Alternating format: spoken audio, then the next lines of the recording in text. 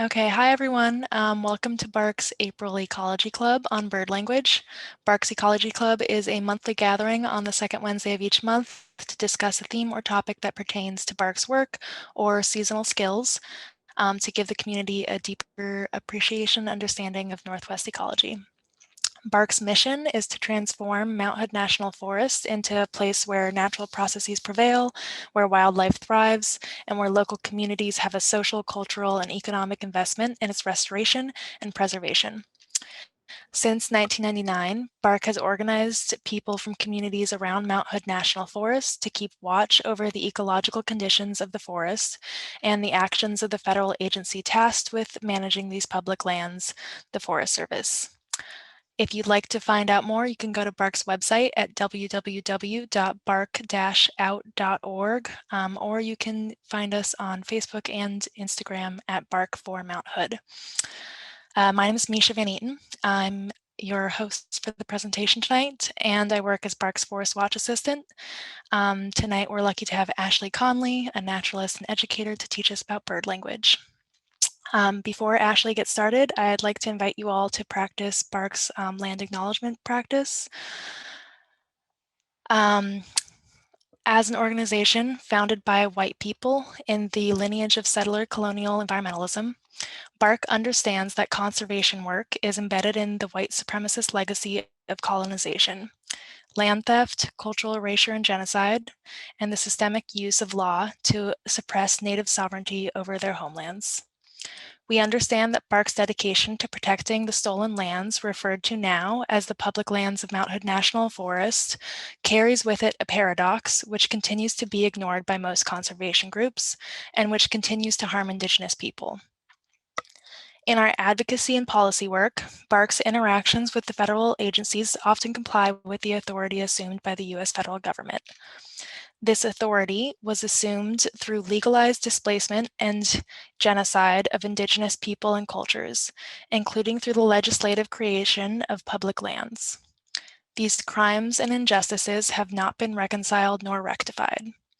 Today, all non-Native people have the privilege of primary access to these public lands as a direct result of this strategy of legalized supremacy. BARC recognizes that conservation organizations like ours are complicitly participating in ongoing displacement of Native people and culture each time settlers and other non-Indigenous people claim the benefits of access to this land by engaging the paradox of protecting stolen land. We are working to change the vision, mission, and strategies of our organization. BARC affirms that these are the rightful homelands of the Multnomah, Molalla, Kalapuya, Chinook, Clackamas, Tenino, Wasco, Wishram, and Paiute, and the many other Native people who lived here and who have always lived here, who have always belonged to and cared for this land, and whose bold resistance to colonial oppression should guide us all. Now I would like to respectfully invite any Native people here today to have a few minutes to speak freely. If you would like to speak, you can go ahead and unmute yourself, or you can type in the chat. Okay. So I invite you all to practice our land acknowledgement practice. Please take a moment to get something to write with. You can write on your phone, your computer, your notebook.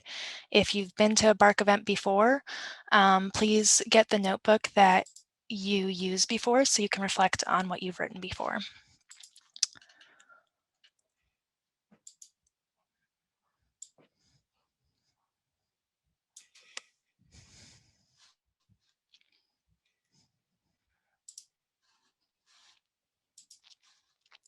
Okay.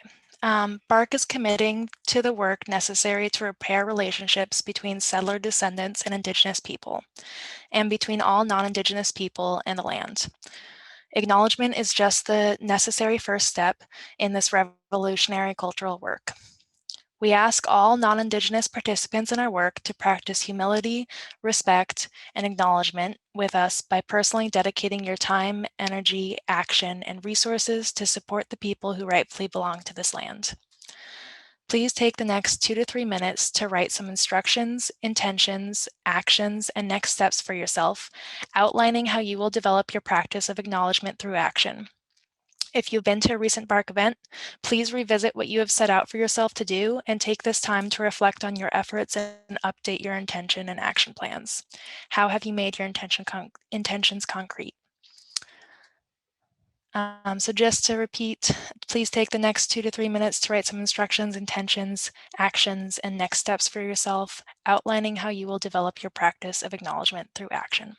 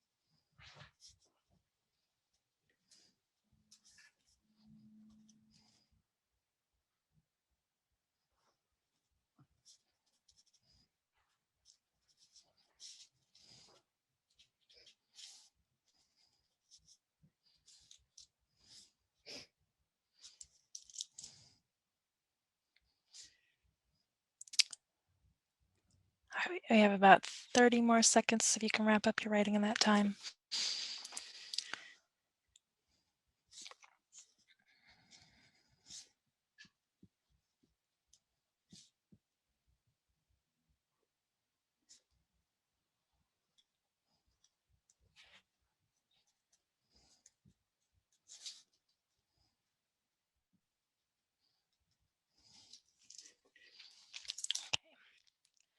Please set down your notebook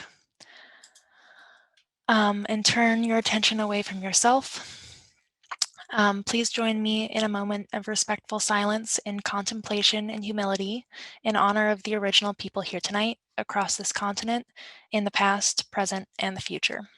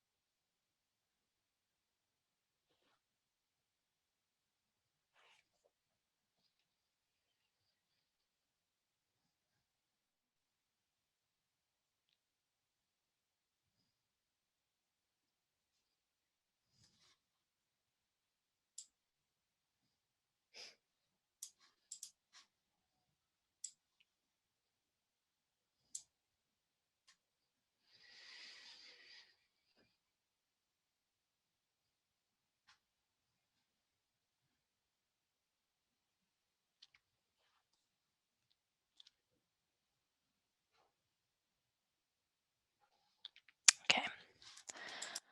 Thank you all for supporting this practice.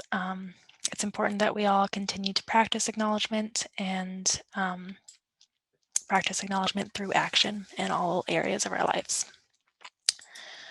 All right, and with that, Ashley, if you would like to take it away. Thanks, Misha.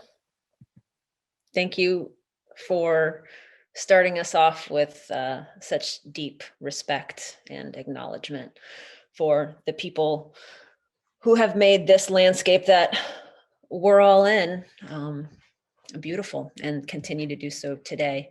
And it was just reflecting on all of the beauty around us. The people are beautiful. The land is beautiful. Springtime is beautiful. There might be some folks here who aren't from the Pacific Northwest. But for those of you who are here and that beautiful sunshine that we've had, that's totally weird, but be here now. It's lovely while I guess it's here. Yeah, it's just the birds are why we're here today. So we're just going to take the next hour or so to acknowledge the beauty of our feathered friends and what they can do for us to help us reconnect ourselves to the land, to each other, and to the greater community and Earth. So I'm kind of a bird nerd. I'm a wannabe bird nerd, but I'm not quite there yet. I'm not an ornithologist. I'm not a trained naturalist. But I'll tell you a little bit about my story just to get us kicked off here. So again, Ashley Conley is my name. And I've been in the Pacific Northwest for about 20 years now. And I grew up in a lot of different places. And both of my folks happened to be in the military. So I got to travel around and see different parts of the world as a youth. And in those travels, though, I was never encouraged to go outside and observe or just, dive into the natural world. Instead, because I'm a child of the 80s, I was told to get outside and don't come back until it's dark, and you best be on time. So as soon as it's dark, you better be in the house. So it was a very slim little window that I had, but I had that time to at least go out and explore a little bit. And my reflection on that today is not in a million years would I have expected to be here talking about bird language and deep nature connection with folks. But the path that I went on was formed by the people and my mentors that came into my life in my mid-20s. And I've been teaching for about 15 years now, doing a lot of seasonal work and in beautiful landscapes around the Pacific Northwest. And the birds are the thing that hooked me. And perhaps that's why some of you are here. Maybe you just got hooked this spring, or maybe it was last year when the whole world basically kind of shut down and we were quietly awaiting what's next. But for me, I just want to tell you this one little story that really hooked me, and it was my story. Nobody else's. So here's the thing with bird language. For me, everyone had been telling me, if you go out and you do this, if you sit down, if you journal, if you make observations, if you do this, then you'll get plugged in. And so, because I really wanted to get plugged in, I sat myself down, I journaled in the rain, and I watched and I listened and kind of twiddled my thumbs a little bit. Next day, repeat, kept doing the same thing. And then eventually I was like, well, shoot, nothing's really happening here. This bird language thing, I don't know if it's really weird or really real. So I'm going to do other things. So I got into plants and I got into animal tracking and everything else. But lo and behold, this day finally came. It was a spring day, pretty much like today. And I was on one of the extinct lava buttes that we've got here in Portland, and it's called Mount Talbot. Really cool little spot. And I was with a friend, and we were hiking up the north side of the mountain. And on the north side of this extinct butte, it's this beautiful Douglas fir forest. And underneath it, the understory is vast, but just a handful of plants. So sword ferns were the dominant species, just that beautiful carpet of green, right, that we know so well here. And I was trudging along. We were going up a hill. So my head was down and I'm just walking. My eyes weren't closed, but I wasn't paying any attention to what was around me, and neither was my buddy, until I heard this horrible sound in my gut. And it was just like, and it just was so loud and so persistent and my head just went up. I stopped and I looked around. I kind of keyed in my ears and I figured out where it was coming from. And I looked at my friend and I was just like, shh, listen. And she's like, this is why I don't go hiking with you, Ashley. What? I'm like, hey, listen, key in. And so I got her to slow down and we just started tiptoeing up the mountain now, right? And everything started to become clear.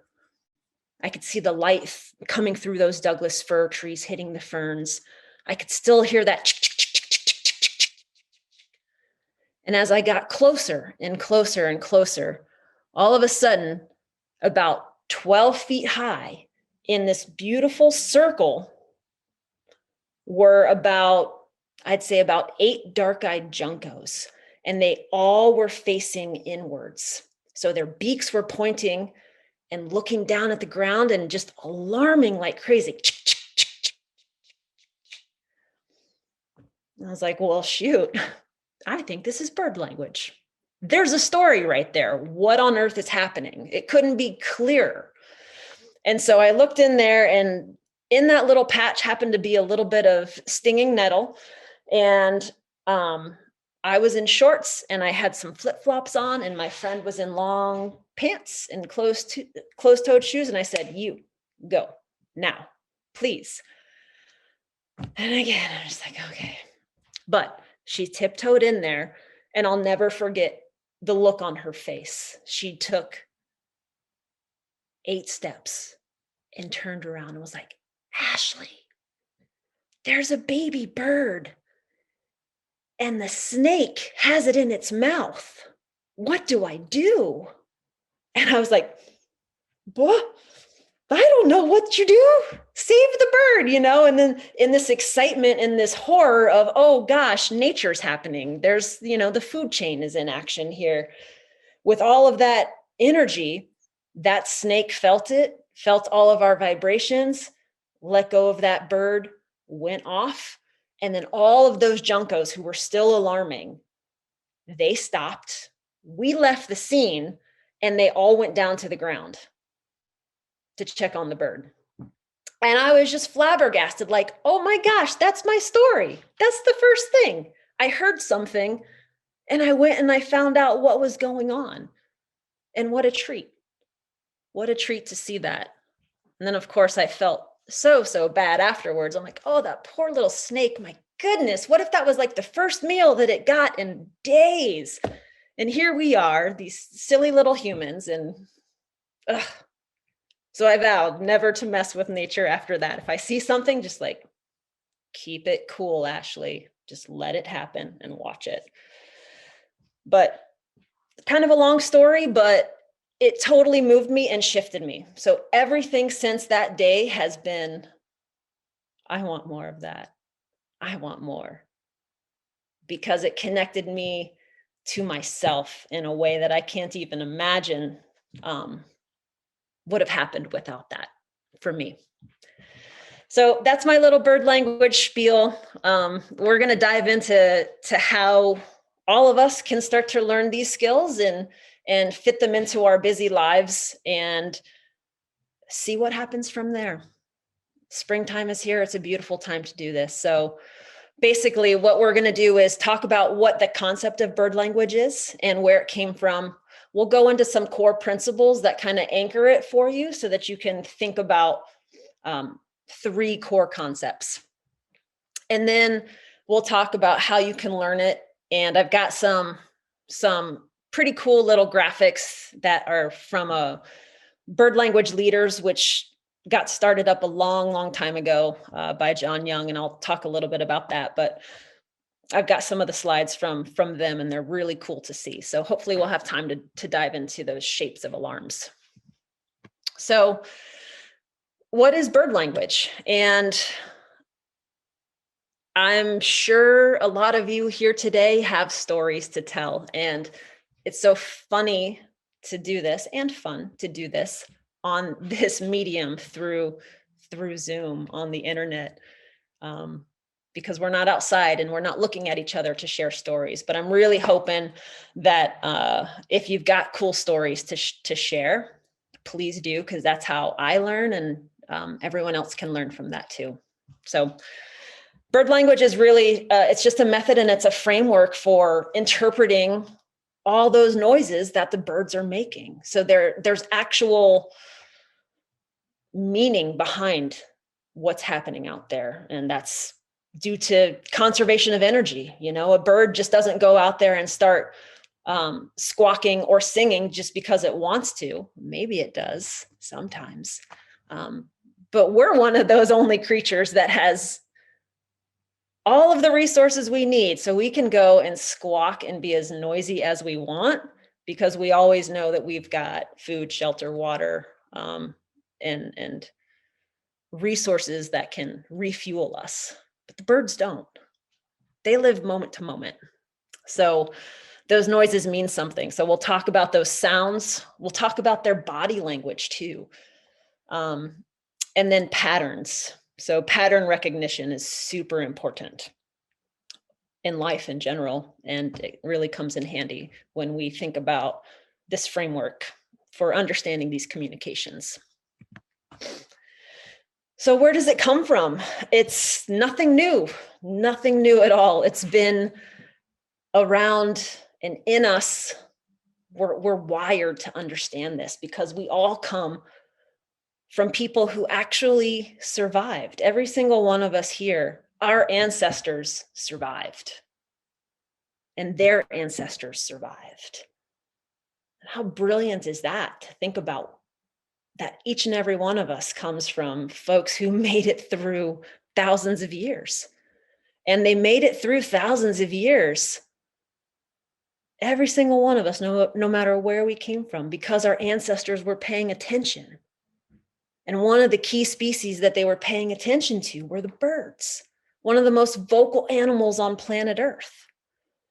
And the birds, because they are a prey species, and you name it, and it's got a predator, right? There's a predator that wants to eat a bird, whether it's a coyote or a snake, a bullfrog. You just keep on going down the line.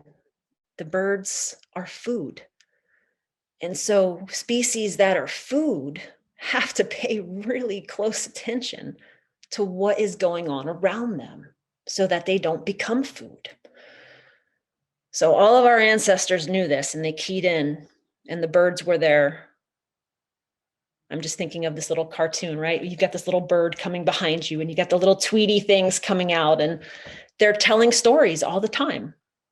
So how do we listen to that and understand it? Because it is an interspecies communication system. Not only are we able to understand, but the squirrels, the deer, and even those bigger predators, they're all listening to those concentric rings that get broadcast specifically by birds that are alarming. So we'll get into that too, but I just want to get that concept of that concentric ring, that rock in the pond and those ripples that go out. Well, the birds are the first ones. They start the ripple, and we tap into that. And by tapping into that, we get all sorts of magic. We just get led into the natural world. So one of the things that I want to differentiate here is bird language is not bird ID. And I kind of was joking that I'm a wannabe bird nerd. I don't do a life list, but that's a very real thing. And a lot of people get a lot out of that. And I think that's wonderful to do. But in bird language, knowing the name of the bird doesn't really matter. It doesn't matter. And if you choose to dive in after bird language and start to understand who it is by name, that's great. If not, no problem. The point here is to just use your senses to understand who you've got.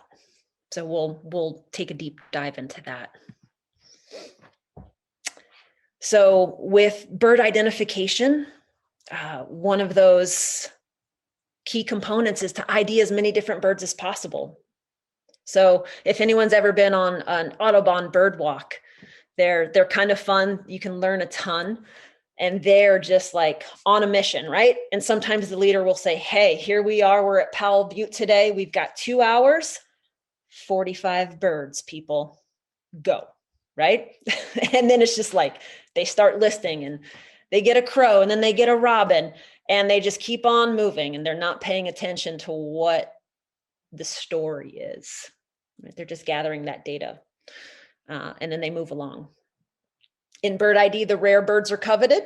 And there's a website out there called OBAL, and that's like, it gives the rare bird alerts, and there are folks that will go and chase those birds down. There's a funny story or a funny movie. I can't remember the name of it. It's got Jack Black and Steve Martin in it. Maybe some of y'all have seen it. Just going around the world for those rare birds. That's not what bird language is about. We really don't cover a lot of ground in bird language. Instead, with bird language, we're really keying in to the common species that we've got. Who's here and who's here all year long? So right now we've got migratory birds that are popping in, which is super fun. And it muddles what you think you know. And then you just have to get back into your brain and go, well, who is that? What is that sound? Oh my gosh. But with bird language, is it a song or is it an alarm? You know, that's what I have to keep reminding myself today. Don't worry about who it is, Ashley. Is it singing or is it alarmed? What's the story? So the body language is super important, like I mentioned before. And that's how we kind of pair it. So if your ears aren't that great, if your eyes are a little bit stronger and you can see the patterns of flight, then that's really going to help you key into bird language too. Again, this is best learned sitting. If you can, the best way to do this is to have a little sit spot. And if you can take 30 minutes out of your day, that's golden. I know that's a lot of time. So if you can't quite commit to 30 minutes, maybe you've only got 5 minutes or 10 minutes. If you can just find a place to plop yourself down where you don't have to get in a car, you don't have to walk too far. It's just kind of, you just walk outside. I live in the concrete jungle over here on 205, and I can just plop myself down in the urban landscape for 5 minutes and pick up a storyline. So that's also what's so special about bird language. And we already talked about naming the bird. It's not important. And this is the fun part too. So your intuitive nature really comes into play with bird language. So trying to detach that brain and that Western rational brain that just wants to logically put things together, which is totally fine. I do that too. Integrating in that intuitive and that feeling is huge for bird language. So that's the difference between those two. And basically, to sum this all up, the birds talk to each other. We can tap into it. It's really fun to do it. So some of my slides are missing some titles here, but these are some fun little things. We will go into the core principles. So these are the 3 things that I want to really touch base on. And we already talked a little bit about energy conservation. A baseline is a huge concept in bird language. Does anyone know what baseline is? I shouldn't say that. I should hold that thought for a second. We'll come back to that one. I've got a fun little anecdote for that. Baseline. My baseline, I get up every morning with the sun. I'm kind of one of those people where with daylight savings time, as soon as we sprung forward, I couldn't get up at my normal time. I was just like, oh, it's almost 8 o'clock. What is happening? this is not cool. I was just up at 6:30. Why you got to mess with me like this? So my baseline got totally messed up. I'm just now coming out of it. I don't know about anybody else, but I'm like, God, that was seriously like a whole month that they messed with me. I'm like, who are they? And why are they able to do this? But my baseline got messed up. But typically, you know, I have a cup of coffee in the morning. I go sit outside. I do my stuff. I have some breakfast. That's my baseline. That's my baseline jam. It's my preferred state of harmony. If I don't have my coffee, you know, in a couple of hours, I'm like, man, what have I done? Why am I so addicted to coffee? You really need to think about this, Ashley. But that's my maintenance behavior, a little bit of coffee. Another maintenance behavior that I have is to go outside and sit. So when we're thinking about baseline in the birds, we're thinking about preening, right? So I'll talk a little bit more about this when we talk about the patterns. But these maintenance behaviors are super important to key in on, as well as keying in on the baseline for certain birds in your neighborhood, or maybe at your work, wherever you work, and you're able to pop outside and check in on things. They go in this rhythmic cycle, right? So birds aren't always active, but you will find that the dawn chorus is a very real thing. And if you get up right before the sun rises, it's just such a special little zone, especially in April, when when I say everyone, when all of the birds are just lit up, right? They are just vocalizing all the time. And then they have to take a break. And then that rhythm comes down, and then that AM bustle comes up, and you're like, oh, here they are again. And then it falls off, and then they come back in the midday. And right now, probably at the end of this little webinar, the robins are going to be greeting us for that dusk sit. And just a fun thing on that baseline, with robins and thrushes, if you're lucky enough to have them in your neighborhood, they've got giant eyes. They've got some of the biggest eyes in the songbird world. And because they've got such big eyes, they pick up the light first. And they're often one of the first birds to sing in the morning and one of the last birds to sing at night. So key into those robins or thrushes if you can. But that's baseline. I was going to ask if anyone wanted to share their baseline behavior. Keeping it clean, baseline.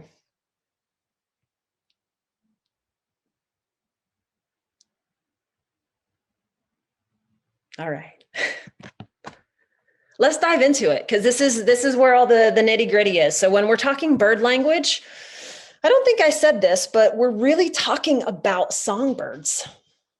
So I did mention common birds, but I didn't preface it with songbirds. So with these voices, we are thinking about your robins, your juncos, your towhees. We're not necessarily talking about mallards or pintails or herons or grouse necessarily. So thinking about all those tiny those LBBs, little brown birds, if you will, that are flitting around us. So they've got 4 baseline voices: songs, companion calls, territorial aggression, and juvenile begging. And the 5th voice we'll get to at the end, and that's where we're going to decipher what exactly is going on here. So let's dive into songs. Maybe in the chat, if some of you do know some of your birds, you can just type in, what bird have you been hearing that is just lighting up your world with song?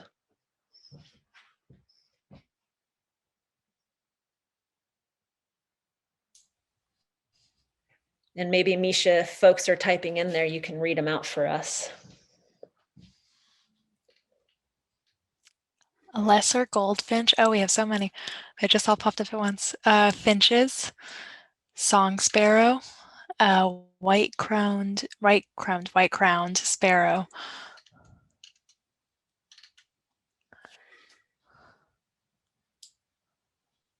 Cool. Me, it's chickens. Yeah, the chickens. Oh, we have to come back to the chicken alarm.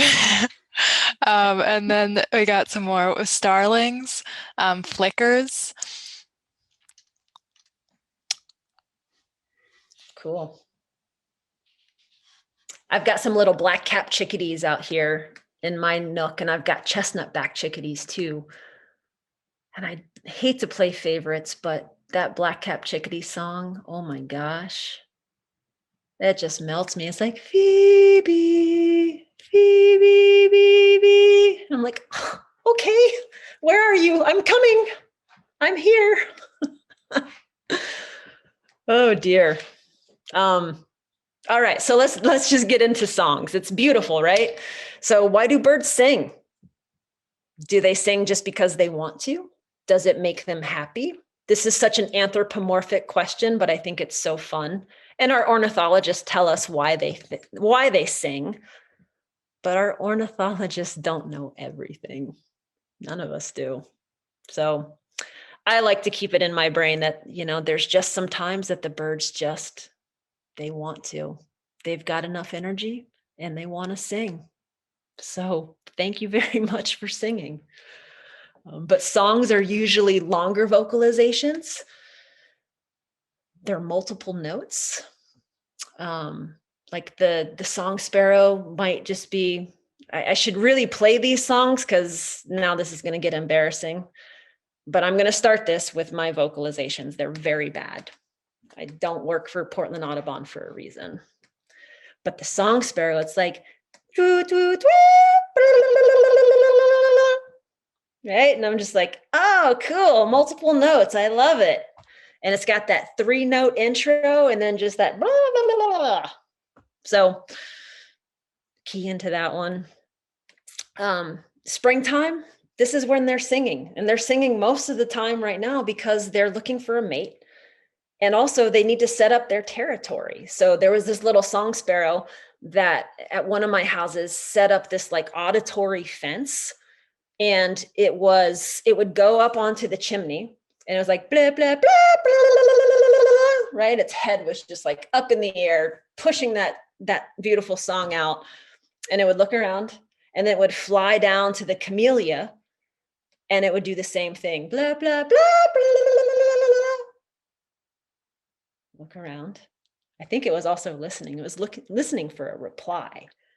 And it just kind of did this auditory picket fence around my yard. And I was like, oh, no, you don't want to nest here.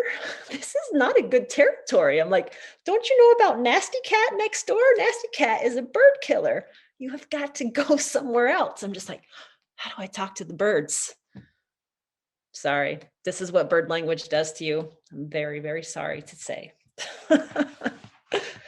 But it's fun to watch them. So I just want to say that because maybe you get to see that in your life too. And you might get to see some of these battles going off for prime territory. Those are songs. So how to learn bird songs? Practice your song imitation. Does anyone want to do a chicken for us? Not even an alarm, just a chicken. We'll just start slow. Come on, Misha. Yes. All right, who else wants to practice the bird song? Let's hear your best and your worst.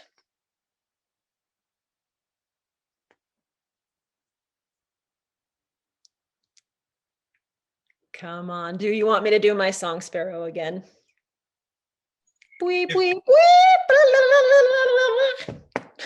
If whistling counts, the robin's memorable.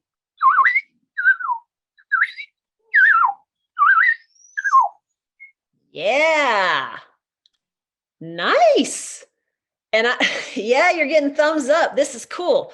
So thank you for doing that because that's that second part of how to learn bird songs with mnemonics.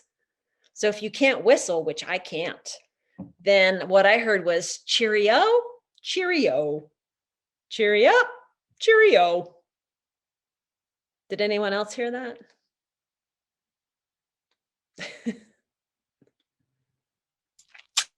So I have a question about the mnemonics because I always see the songs written out and it doesn't make sense to me. So how have you pieced that together? Yeah, it doesn't make any sense. You're right.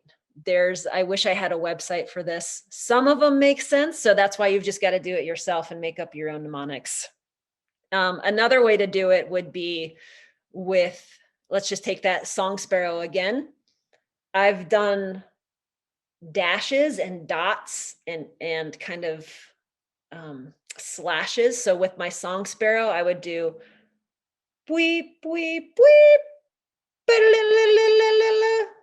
So if I'm outside and I'm journaling and I have no idea what it was, I'm just going to do that little, it's kind of like Morse code for the bird.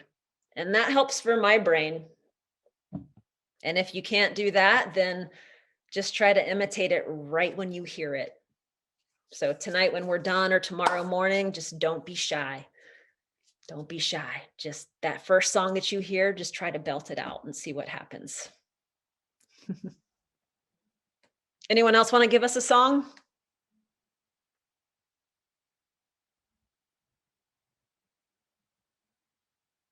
Okay. Companion calls. Companion calls are those sweet little calls. They're also called contact calls. They're shorter, they're softer. They're like little chip notes. So remember my story from the beginning with the dark-eyed junco? And it was, that's an alarm. But the contact call of the junco is,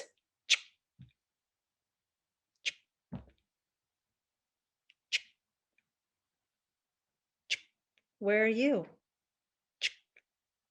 I'm over here. What are you doing? I'm eating. Can I come over? No. My food. That's mine. Get away.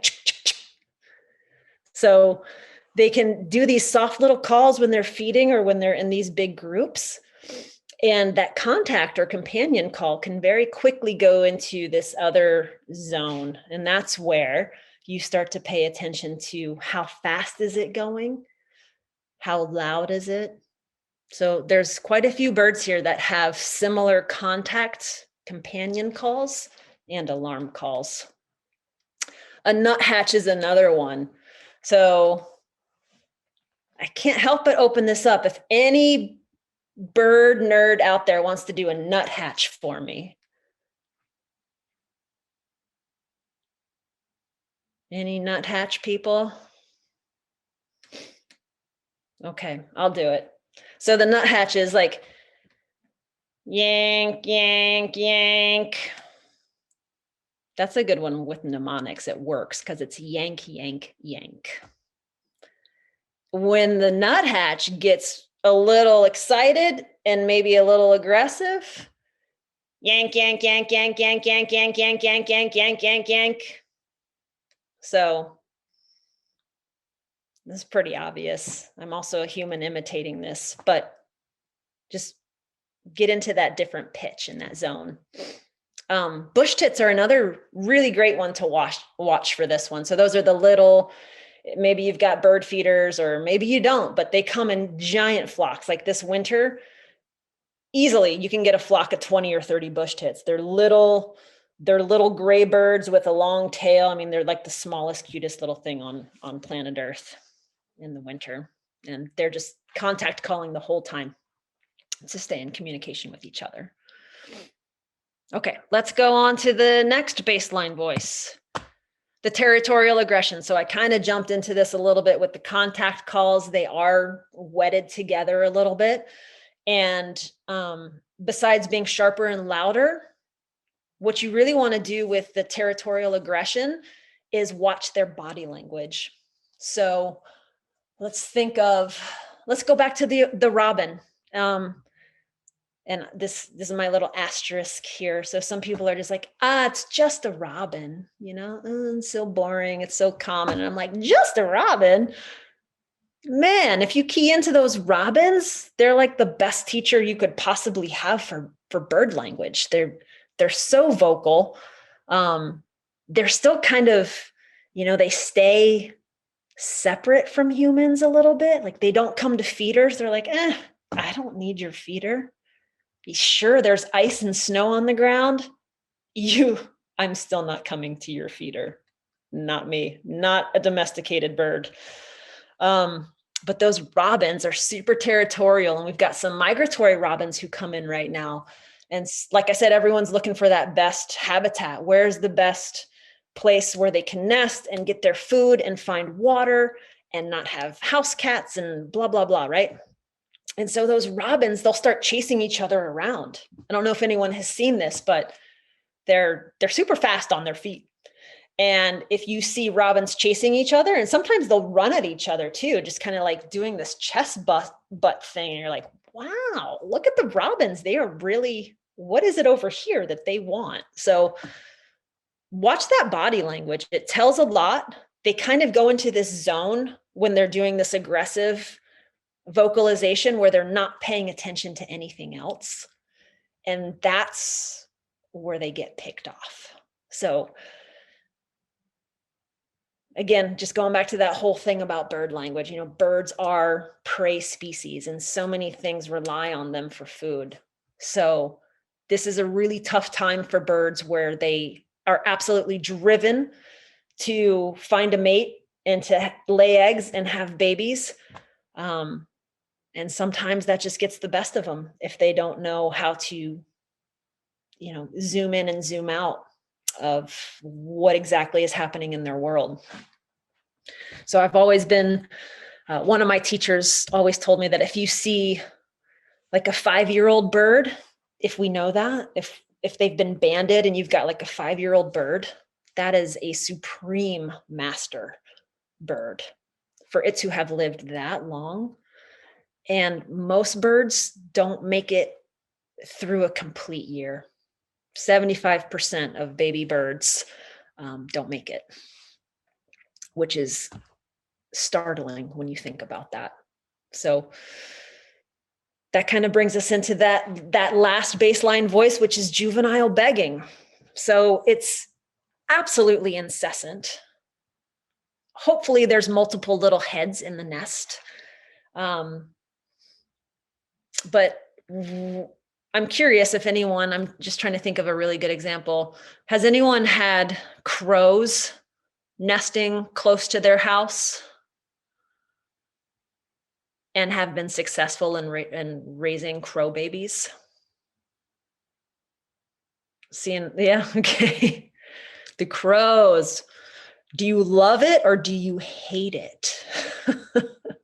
Or does it go back and forth? It goes back and forth for me. Sometimes I'm just like, don't you know? Can you please? Shh.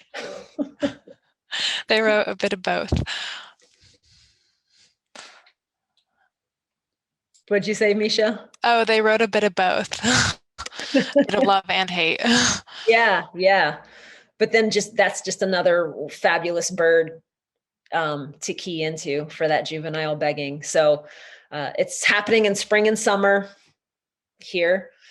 And what is it? It's almost the middle of April. Has anyone seen any like full on nest action that's built? Or keying into birds being secretive and going in and out of little nooks and crannies?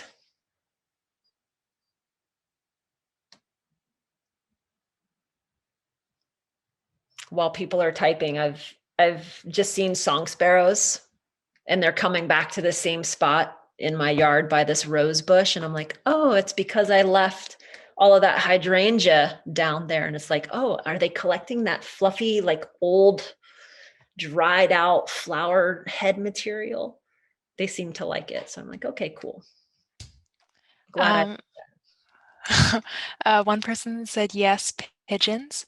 Another person said yes, a flicker. And then Amanda said, I have flickers going in and out of a hole high in a big leaf maple next to my house. Melissa says, I have a crow's nest high up in the cypress trees. They are collecting lots of sticks in my yard. All right. What fun. Thanks for sharing that. So just going back to this voice and the person who wrote about the flickers, that would be a really fun nest cavity to check in on all year, or not all year, I'm sorry, through the mating season. So if the eggs are successful and they hatch, once those birds start to get their little vocalization, which should happen you should be able to hear it within a week of hatching. They're big enough to vocalize. It sounds like a hornet's nest. You just hear this buzzing. I wish I could imitate it, but I can't.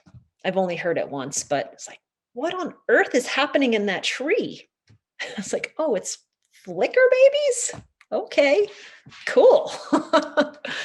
And they've got that advantage of being inside that nest hole. So hopefully they can survive. But one last point on this one is the juvenile begging. It happens after they fledged. So, and fledging just means once they've gotten out of the nest, and it's absolutely common and necessary for baby birds to fall out of the nest or get pushed out of the nest or jump out of the nest and then be on the ground for a day or two, or maybe even 3. And so just another little disclaimer here. If you do see a baby bird on the ground, its parents are usually close by. So just watch it. If you do let cats go outside, don't let your cats go outside, and just wait a day or 2, and that little bird should have enough oomph in its wings to get itself up, and its parents are right there watching it. So try not to take it to Audubon after that. Oh my gosh, a baby bird. It's like, no, just hold on a second. Let it be. So once they fledge, they do all sorts of wild actions too, which is actually quite fun to watch if you're lucky enough to see it. I mean, they're chasing their adult parents around. They're doing all sorts of wing flaps and head nods. And it's just like, wow, you're going to bring a lot of attention to yourself too. It's like, just think of a 5-year-old baby, if all of that noise, they're lucky that we don't have predators. Melissa asked a question and said, it seems like such an interesting strategy to be so vocal when they're so young and vulnerable. Do they learn to be quiet when predators are close? Yeah. Some of them do, and some of them don't.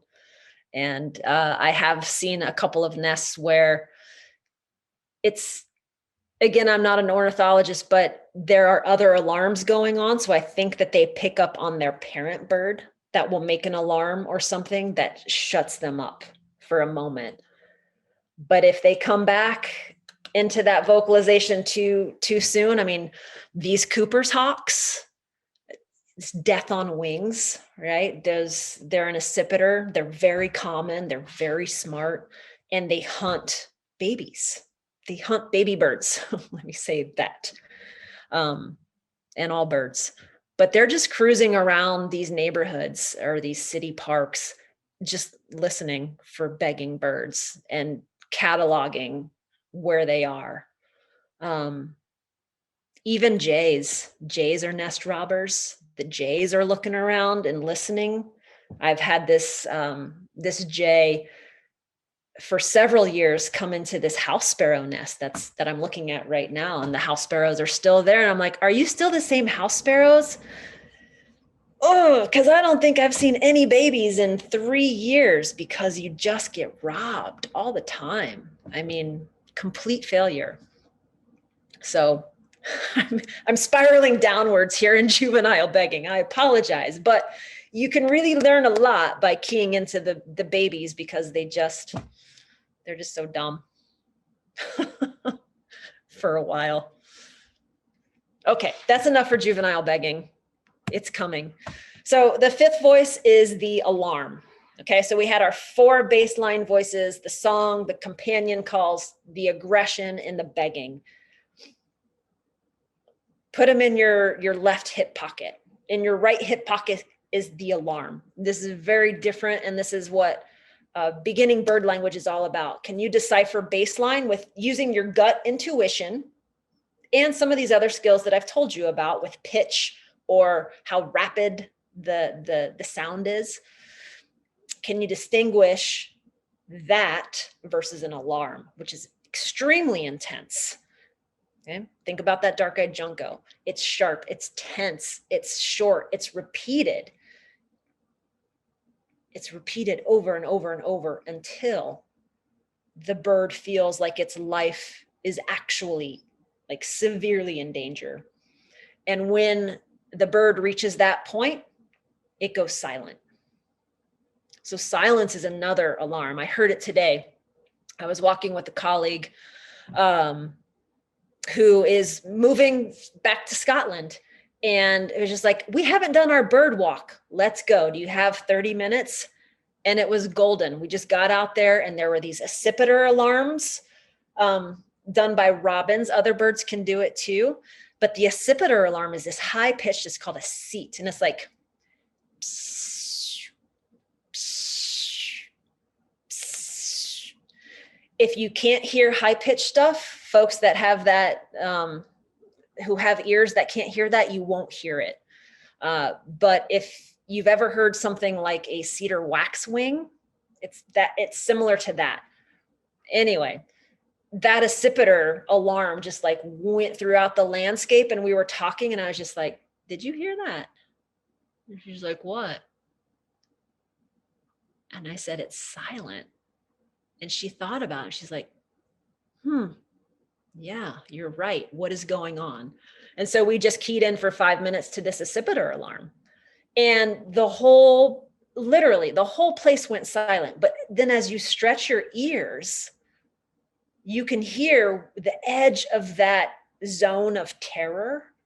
And you could hear where the songs were happening outside. So going back to that concentric ring model again, right? So the ripple, and it goes out, but it only goes out so far. And then everyone else is just like, hey man, this, whatever, that Cooper's hawk's over there. I'm over here and there is food to be had. So they'll have like one ear on that alarm. And as soon as they pick up on it moving, then those birds on the periphery will move too. So that's a really fun one to watch, that with that pattern, the sound pattern and the eye pattern of seeing this terror go through the forest. So Cooper's hawks and sharp-shinned hawks. I should give them a little bit, we should do a whole webinar on them, but they're really cool birds. They have, like many animals, they have what's called a nictitating membrane on their eyes. And what that does is it protects their eyeballs from being slashed by limbs when they're cruising through the forest. So they're just like, they're super stealthy, super fast. And then just like, they grab the bird with their talons. They actually kill it with their talons.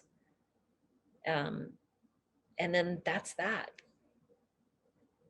Wow, I'm just like spiraling down, and then I get grotesque on this stuff, but it's so, sorry, it's kind of fun to watch sometimes. And believe me, I have cried my sensitive little heart out. It's springtime is the best and it's the worst. It's the best and the worst because you key into all this stuff and then you get to see the death that happens from it also. So life on earth, what can I say? It's kind of special to see it all. And one of my good friends would always tell me, okay, you have a choice when you're outside, Ashley. Are you going to feed the hawk or are you going to feed the songbird? I was like, huh, am I going to feed the hawk or feed the songbird? And we'll get into this when we talk about patterns, but this is about our choice. Like, how do we choose to move through the world once we key in? Because we're not separated from it, right? We're absolutely completely entwined with it, and we are that pebble in the pond, right? We are. And the birds are paying attention to us and talking about us. Okay, so we've already gone through this. This is that baseline versus event. So those events happen when baseline's disrupted. And there's, I'll make this a short story. Bird language is all about stories. I'm hoping to hear some of y'all's at the end of this, but there was a really wonderful teaching moment for me where I had some teenagers that were on a program with me, and we were going to do some wilderness survival, something or other. And I thought, okay, most kids want to learn about how to make a fire. These kids, I'll tell you, they were totally in baseline, their summer baseline. They were just like, they show up for the program and they're like, I want to be in bed, and I don't want to be down here, and it's too hot. And I'm just like, oh my God, come on, let's snap out of it. All right. Like, let's get into this. We're going to learn some cool things. And right as it's like the whole universe had conspired, because it felt the energy, this lethargic baseline energy of these teenagers. And off in the distance, I heard 5 different birds alarming, and I just like keyed in, and I keyed into where it was, and it was in the exact opposite direction that I wanted to go in, but something was happening. I mean, it got into my gut. My intuition was like, Ashley, go find what is happening. I will also say that summer I had found this really cool, latrine that had cougar and coyote on top of it. And inside of that latrine, like these animals pooping on top of the others' poop territorially, there were beaver teeth. There was a deer hoof. I mean, it was just like a pretty stellar find. You don't find that every day. So I'm like, all right, it's over where that latrine is, Ashley. You've got 5 birds. You need to go figure this out, not just because you're curious, but for safety's sake, okay? But anyway, I heard it, and then I just got into this mode. I'm like, y'all, do you hear that? And they're like, So I couldn't get them on words, and I just took my shoes off, and I kind of flicked it all off, and I went, and I looked back at them, and I wasn't using any words. I'm like, and one kid's and he grabs and he takes his shoe off, and then the other one, and I'm like, finally, the motion. And I just went on the trail. And a couple minutes later, here they all are, like barefoot and jazzed, and just like, what's happening? And I'm just like pointing. And they're like, do you hear that? And it didn't take long. The first 2 kids behind me, they got to see it. This huge bird just swooped not more than 10 feet in front of us, and it was an owl. And it just, in silent flight, just went right in front of us. And they were like, ah! And they like freaked out, right? And they're like, what was that? Oh my gosh. And all the other kids are like, what? But what happened is that whole movement, that alarm moved. So we had keyed into where it was.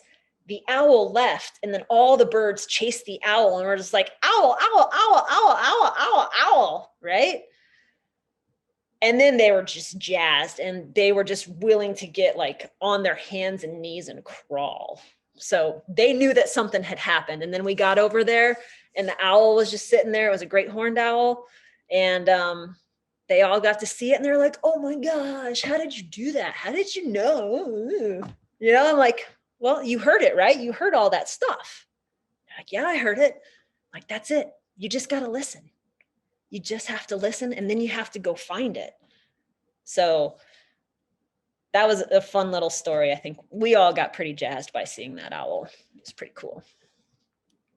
So that's baseline versus event. And we've already talked about body language. We'll talk a little bit more about that because I want to get to shapes of alarms here. We've talked about energy conservation. They do what they do and no more. You know, they are not like your well-fed dog or cat, you know, that dog that goes outside and it's just like a complete goofball. Maybe you let it off leash at the park and it's just like spinning around, chasing its tail. And you're just like, what are you doing? You know, how far removed are you from a wild animal? Very far. They're like, I know where my food bowl is. I've got energy. No problem. Not for birds. Not for birds. So to start learning bird language, this is just kind of more dorky information. We've already talked about songbirds, passerines. 65% of the world's birds are passerines.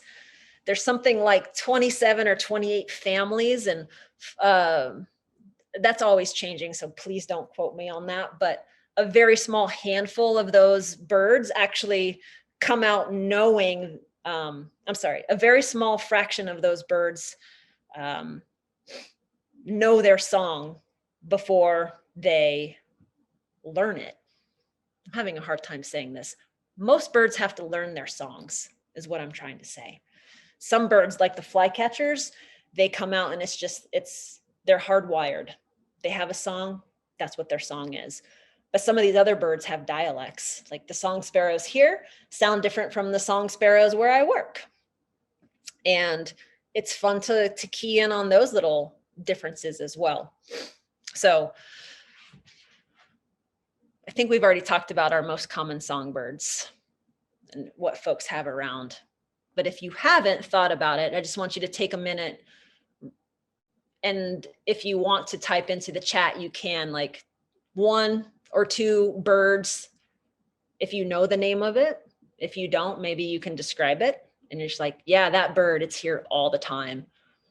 And that's what I'm going to watch. I'm going to make a pact for the next 4 to 8 weeks to just watch that bird. So for me, it's the red-breasted sapsucker. That's the bird that I want to learn this year. Okay, we're going to go through this really fast, but who doesn't like bird pictures, right? So here's a robin, never just a robin. This is a beautiful American robin. If you have them, key into them. Here's that dark-eyed junco. This is a male dark-eyed junco. They have the darker head. The females have the lighter gray colored head. So it's always fun to watch these pairs of birds. Like in my yard, they've all paired up and they've been paired up for the last 2 or 3 weeks. And I'm just like, oh my gosh, how exciting. Here it comes. And this is a fun bird too. A lot of them stick around. A lot of them migrate out too. So again, for me, I would have 20 juncos in my yard in the winter, and now I've got a pair. And so that just makes me even more ecstatic. I'm like, you stayed.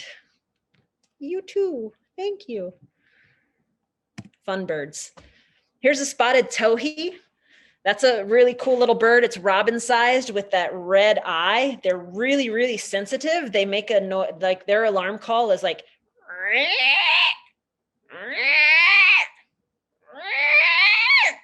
so when you hear that, pay attention. They don't like to alarm that much. They'd rather go silent and hide. So like they're one of the first birds to ditch out and one of the last birds to come back to baseline. Cool little birds. There's that flicker. Flicker is a really important bird language bird. If on its own, just because it goes, it feeds on the ground. It likes to eat ants into cracks. Maybe you'll see them in cracks in the pavement, but it also will go up into trees and kind of forage in the trees too. So it's living in both universes, right? On the forest floor or the urban jungle and up high. So these flickers are super active right now, at least where I am. And when you hear a flicker go, pick, pick, So it's got that one note and it's repeated. And then maybe you'll hear a robin and the robin is like, tut, tut, tut, tut, tut, tut, tut, tut. When you start to pair robins and flickers together with alarms, something's happening. Again, it's just kind of like 9.9 out of 10 times, they are the sentinels who are telling you that something is up. So take 2 minutes to go outside and see what they're up to, where they are, where their beak is pointing. We have a couple flicker stories. Yay. Paola says we have those in our backyard, probably because we have so many ants. You and the rest of Portland. Heidi says a flicker drummed on a utility pole when I was right next to it earlier today. Awesome. That's cool. Yeah, that's fun to hear them drumming. Sometimes they'll go on these metallic structures too. And that's their territorial thing. It's territory and it's mating, and they're trying to find the thing that makes the most noise. And they're just like, hey, me, to all the ladybirds out there, I found this thing and I made that happen. So don't you want to nest with me? The mind of the flicker. So these little chickadees are super important birds to listen to. And I did their song already. It's like, Phoebe, Phoebe. And their alarm is the one that we know most. So it's chickadee dee dee dee dee dee dee, chickadee dee dee dee dee dee dee dee dee. And I've read, I don't know if this is true, but I've read and I've had other bird language, some of my mentors say it, and they're like, oh yeah, the more D's that the chickadee does, the more alarmed it is. So maybe you can start to pay attention to that. It's like that chickadee only did 5 D's, chickadee dee dee dee dee versus chickadee dee dee dee dee dee dee dee dee dee dee dee dee. That's fun. It's fun to practice, y'all. Here's a little song sparrow. I wonder about them sometimes. They don't seem to pay attention to the other alarms. That's just something that I have seen. I'm just like, gosh, little song sparrow, don't you hear that everyone else went silent? And the song sparrow is just like, tweet, tweet, tweet, blah, blah, blah, blah, blah, blah. Shh, shh. Pay attention. Because there could be a coyote, or there could be any number of predators coming around. That's a nice photo of a Cooper's hawk. This would be, I would be remiss if I didn't say that there was a corvid disclaimer. We talked about crows a little bit. They are absolutely really important bird language birds to pay attention to because they're extremely intelligent, and they're nest robbers. So it's like they rob the nests of other birds and they're victims of other birds of prey. So they're just kind of like this middle bird that has evolved to really walk in both worlds. That's how I like to think of it. And so any animal that can walk in both worlds, I'm like, okay, I want to learn from you. What's going on there? Because you can just shapeshift into all of it. So pay attention to your crows, your Steller's jays, your scrub jays, magpies. If you go on the other side of the Cascade Mountains, those are great birds, mockingbirds also. And on that note, there's a great, maybe some of y'all, I'm looking at my book over here, John Marzluff, Marzluff. If anyone has a hankering to learn more about your crows or your corvids, he's a researcher that was, and maybe still is, up in the Seattle area. He's had specials on OPB.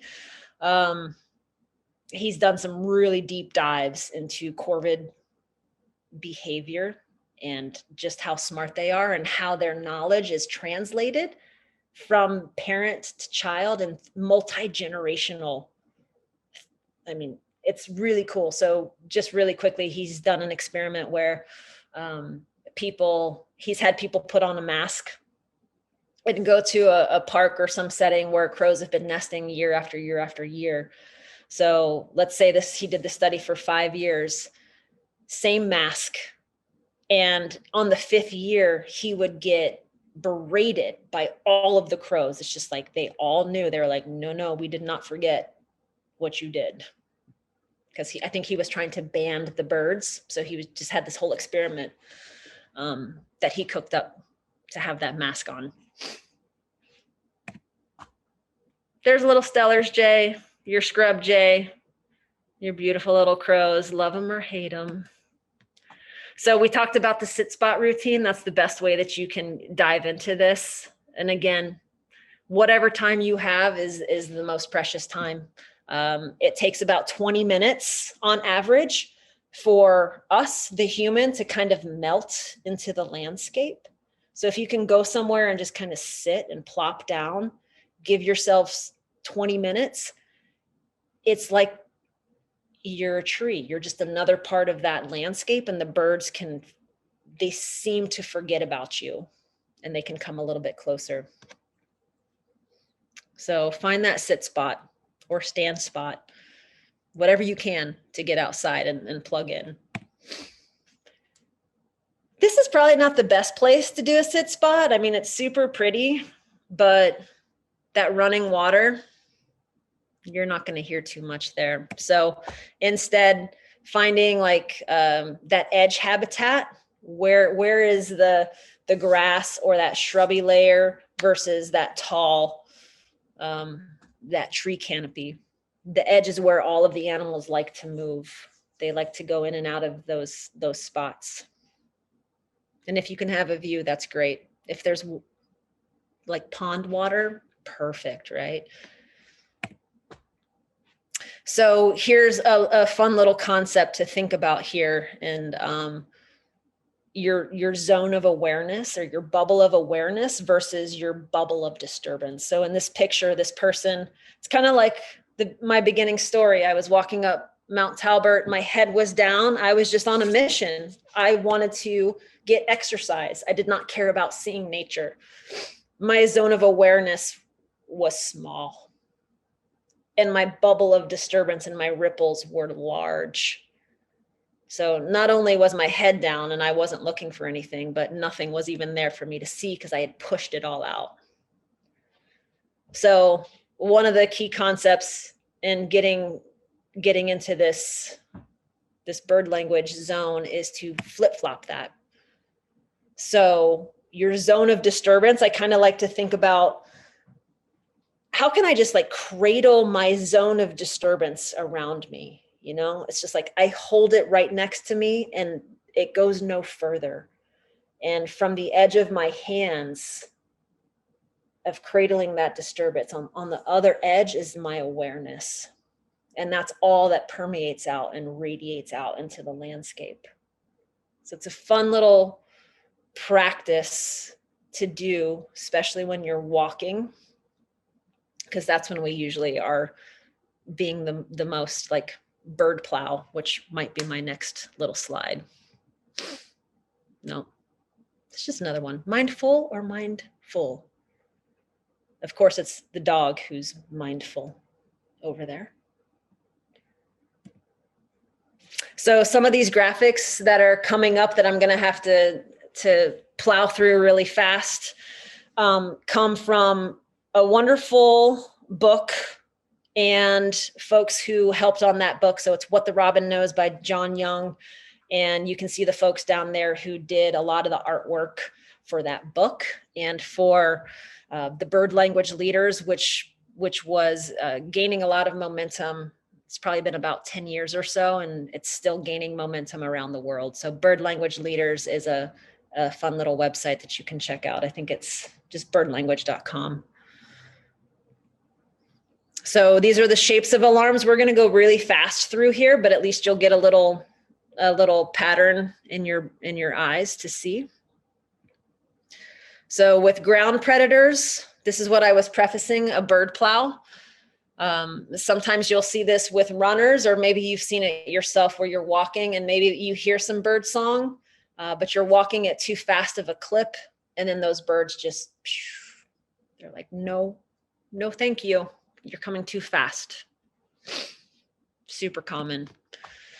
We talked about this a little bit with a sentinel. So oftentimes before a bird will alarm, or at the same time, it will go up to the highest point and it will look down in the direction that it is perceiving that threat. So again, look for birds up high.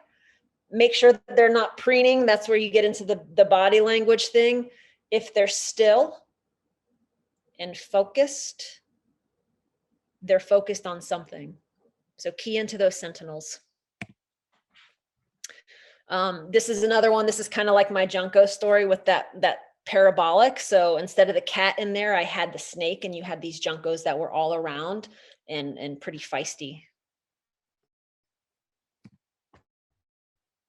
The hook is another one. And this is a fun one to watch in neighborhoods or parks where a lot of people are. So birds will hook as far as they need to go and no further. And this is actually a really good one to gauge your inner self. You know, does the bird know you every time you walk outside your door or while you're waiting for the max? You know, can that bird actually know who you are? It can. It can recognize you, and you can recognize that relationship by how far that bird feels like it has to move. So you didn't plow it, it just went as far as it needs to go. This is another fun, I mean, it can be fun to watch with animals outside, cats or dogs. The birds will learn how to recognize a hunting cat or a hunting dog versus one that is just out cruising. So energy conservation again. Oh, that's some energy conservation right there. That's not a hunting cat, I don't think. So popcorn is harder to see. I'm not going to spend too much time on that one. Weasel alarm is another one to pay attention to. The weasels are just like super fast and popping all over the place. So you'll get a burst of alarm when that weasel shows itself. And then that weasel does what weasels do and it hides. And then the bird goes silent because it's just like, where did it go? And then that weasel shows itself again, and then you get more alarms. So that's a fun auditory one to pick up on. There's a weasel. I've found some weasel action at a park that I used to work at. And just like with other animals, they're such good hunters, and they'll just take, pardon me, but they'll just take like the head. And then they just keep going back and getting animals. And then they're like, hey, all I want is that part, because that's what my babies want. So it can be really vicious. I know we're at 8 o'clock already. Misha, what should I do? Should we just like go for 5 more minutes and answer questions, or? Yeah, if you want to keep going, I guess people need to leave. You can leave, but I'm good to keep going. Okay. If anybody has input, go ahead and put it in the chat.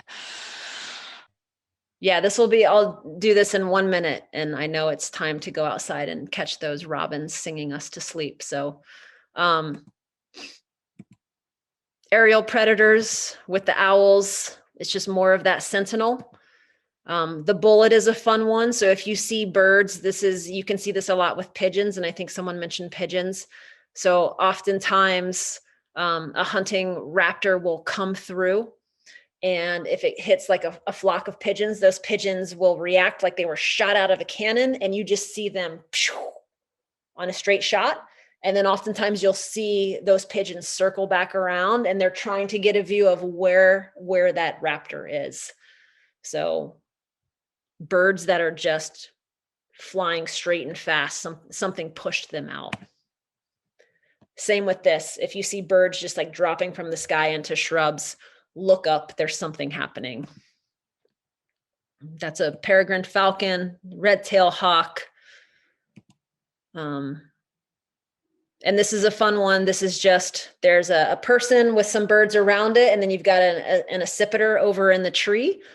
And this is kind of like that Snow White syndrome, if you will, where Snow White can talk to all of the animals, right? And they all just come around her.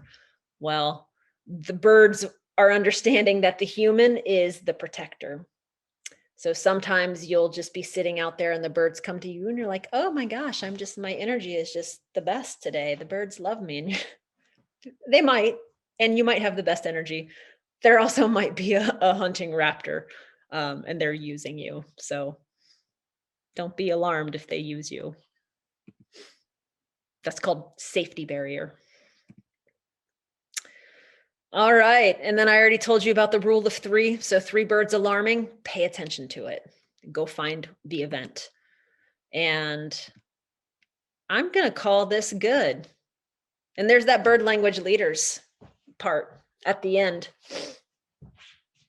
So that's all I got about bird language. It's super fun. It can plug you in and get you connected, and it can turn you into a real dork if you so choose. One with magic skills. That's what I like. Thank you so much, Ashley. Yeah, you bet. Yeah. Does anybody have questions or stories they want to share? So that we can take a few more minutes. Gotta thank you. I love the way you told the story of the songbird. So great. Love this class. And I can feel the dorkdom coming on.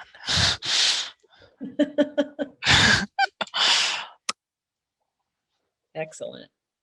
Well, I just want to say thank you all for tuning in and taking some time out on this beautiful evening to come learn about birds and bird language.